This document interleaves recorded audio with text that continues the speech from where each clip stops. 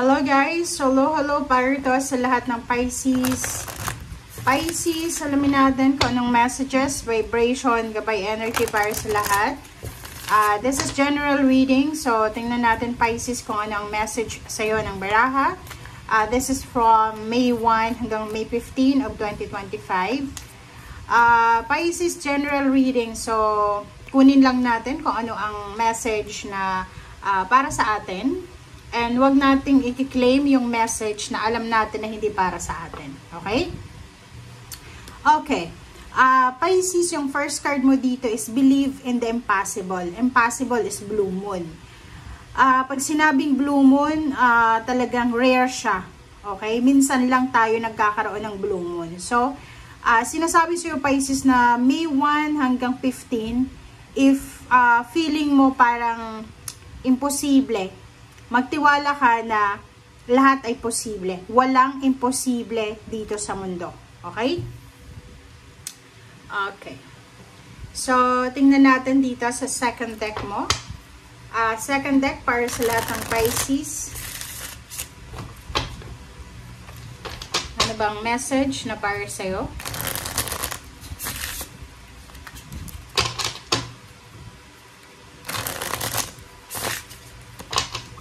Okay.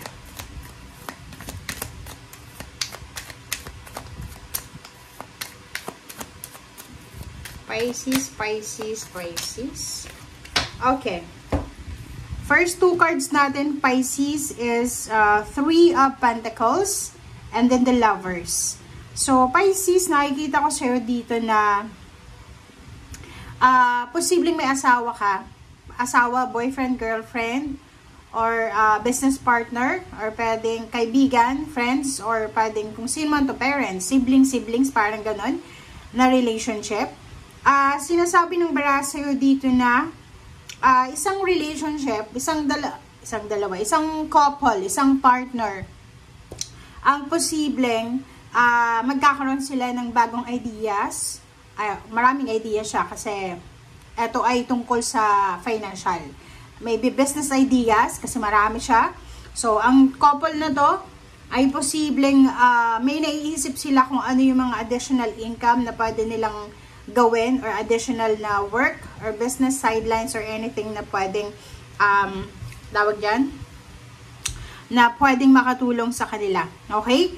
So, comment down below if you resonated. But, ang barahang to, lalo doon sa mga Pisces na you are married or you are in connection with someone na sobrang business lang tawag doon, business person, parang ganon. Sinasabi ng barahan na posibleng maraming pera yung darating sa yung dalawa. Okay? So, yung partnership na to na sinasabi ng baraha ay posibleng magdadala sa'yo and sa kanya ng sobra-sobrang pera. Lump sum of money, pwedeng collaboration talaga siya ng thoughts, 'di ba? Yung parang hindi lang isang plano ang posibleng gagawin kundi marami. Kasi ano to it's a tawag siya, parang corporation, 'di ba? Yung pinagsama-sama yung lahat ng mindset or yung lahat ng plano ng mga matatalinong tao. Okay? Na pwedeng mag-result sa financial success.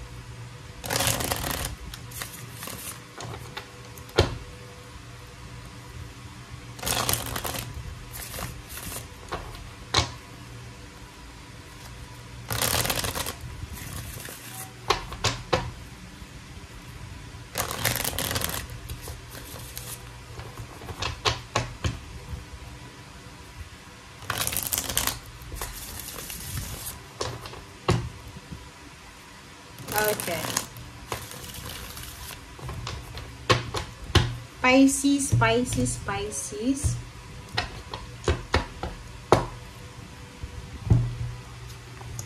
Okay. First two cards natin sa third deck Pisces is all about being patient, being emotionally intelligent, parang ganon. Dito sinasabi Pisces for the month of May, especially sa first 2 weeks ng May, kinakailangan mo ng sobrang pasensya. Okay? In terms of emotion, in terms of money, in terms of relationship, partnership, collaboration, kinakailangan mong maging mapasensya. Kailangan mo, kung mapasensya ka na sa ngayon, Pisces, kinakailangan mo mas magiging mapasensya ka pa. Okay? Kasi itong temperance card na to, nagsasabi sa'yo, Pisces, na posibleng matrigger ka. Kaya maraming tao dyan sa paligid mo na pwedeng mag-cause ng confusion or pwedeng mag-cause sa'yo ng uncertainties or pwedeng mag-cause sa'yo ng like negative emotions and toxicity. So, sa first 2 weeks, kailangan mong maging parang kontrolin natin yung ating emosyon. Parang hindi natin dapat kontrolin yung sitwasyon. Okay? Kontrolin natin yung emotion natin but not the situation. Ito sinasabi ng barahan na kinakailangan mong maging peaceful, 'di ba? Kailangan nating maging peaceful sa ating emotion, sa ating mindset. Huwag tayong masyadong nakafocus sa paligid natin, yung mga sinasabi ng tao sa paligid natin or yung mga negative toxicity or anything na hindi maganda. Okay? Okay, so dito sinasabi ng baraha, napaka-importante, Pisces, yung pagiging mapasensya. Napaka-importante na alam mo yung direksyon na tinatahak mo. Napaka-importante na kailangan nating unahin yung pagiging mabuting tao. Okay? Kasi posibleng dahil sa pagpatol natin sa mga taong toxic, sa mga taong alam mo na hindi mo kalibel sa usaping intelligence ba? 'Di ba? Parang ganun. And even emotion. Kasi minsan useless yung pakikipagdebate, pakikipag-argument sa taong alam mo na hindi sakop ng kanyang pag-iisip, yung pag-iisip mo, parang ganun. So, sinasabi yung baraha sa'yo dito na kailangan sigurado ka sa direction mo. Okay? Yung direction mo dito, etong King of Swords, sinasabi na kailangan mo nang makaalis dyan sa old self mo. Kung dati, 'di ba? Dati talagang papatulan mo sila eh. Hindi ka papayag eh. Hindi ka papayag na magrabyado ka, hindi ka papayag na laitin ka, hindi ka papayag na kumbaga ipaglaban mo yung karapatan mo. But now, sa barahan to, sinasabi sa iyo na for the next 15 days, make sure na maging mapasensya ka, moderation, self-control, para makaiwas tayo sa kung ano man na stagnation, makaiwas tayo sa distraction, and tuloy-tuloy lang yung takbo ng ating buhay. Kasi alam mo, ganun talagang buhay ng tao. Pag alam ng mga tao na successful ka or near to completion ka na sa success mo, talagang para silang aso, natatahol sa'yo. So, depende yan sa'yo kung bawat tahol ng aso sa'yo ay mag-stagnant ka, mag-standby ka. So, kailangan mong i-let go yan, and at the same time, kailangan mong maging matalino sa lahat ng battles or sa lahat ng mga tawag dyan, mga pinaglalaban natin. Okay?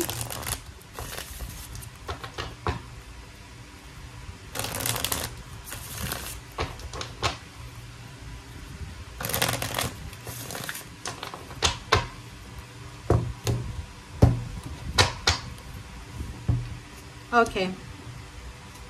First two cards natin, ito ay King of Wands and then Four of Swords. Sinasabi ng dalawang barahang to na sa usaping trabaho or business or yung mga sources of income natin, sinasabi ng barahan na posibleng yung iba nakabakasyon ngayon or yung iba ay nagpapahinga or kailangan magpahinga. O yung iba sa inyo dyan, siguro for the past few months or years, marami kayong tinatrabaho, marami kayong ginagawa or marami kayong mga obligations, duties, and responsibilities. But this first 2 weeks of May, medyo babagal yung konti. Yung parang stress ka for the past few years, ngayon ay magiging less stressful na yung trabaho mo. Mas hindi masyadong toxic, parang ganun. So, nakikita natin na you're at peace, kontrolado, moderate yung lahat. Okay? Okay. Dito, Pisces, yon. So, inuulit din ng baraha mo. Okay? Inuulit ng baraha mo, Pisces, na kailangan natin huwag tayong magpadalos-dalos lalo na sa ating emotion. Self-control ang kailangan mo. Dito sinasabi ng baraha na in case na matrigger ka, kasi ang daming temptation dito sa paligid natin. Kahit gusto mong manahimik, gusto mo ng katahimikan, kung talagang may the devil dyan sa tabi mo, talagang itetempt ka. So, dito sinasabi ng baraha sa'yo na wag magpadalos-dalos. Okay, wag tayong magpadalos-dalos sa ating mga decision making. And at the same time, sinasabi ng baraha sa'yo dito na maging peaceful tayo. Okay, maging peaceful tayo.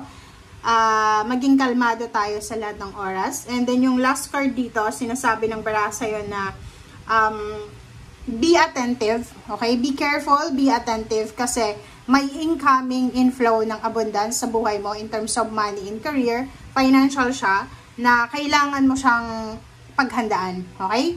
So yung Knight of Pentacles, exciting siya kasi pera to eh. So ibig sabihin, maybe first 2 weeks or maybe second half of May, yung pera na to na parating sa'yo. So, thank you guys for watching and see you again. Bye!